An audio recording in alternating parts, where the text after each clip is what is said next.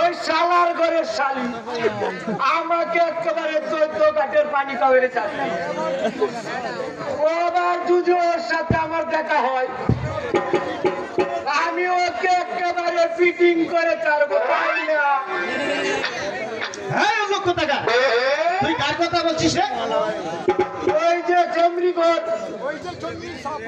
ওই যে জমলি সাপুরিয়ার মেয়ে গো। ওরে বাপরে বাপ, যা বলি একেবারে শালি যেন কাল নাগিনীর মতো করে পুরুষ করে উঠে। শোন দাদা, ওই কালনাগিনীকে কি দিয়ে বস বানাতে হবে তা আমার ভালো করে জানা আছে। তুই একটা কাজ করবি কেরামত। কি করতে হবে শাহজাদা? তুই শুধু ওর সাপুরিয়ার সাথে প্রেমের অভিনয় করবি, বুঝলে কেরামত? আজকে কাটি কথা শাহজাদা,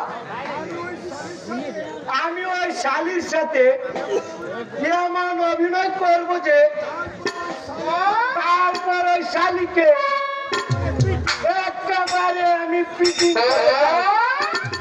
এই দাদা, তুই কাকে ফিটিং করবে? মারবো একটা। মারবেন কে?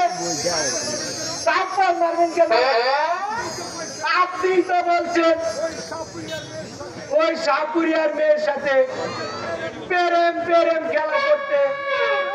আরে দাদা, আমি তোকে শুধু বলেছি প্রেমের অভিনয় করবি।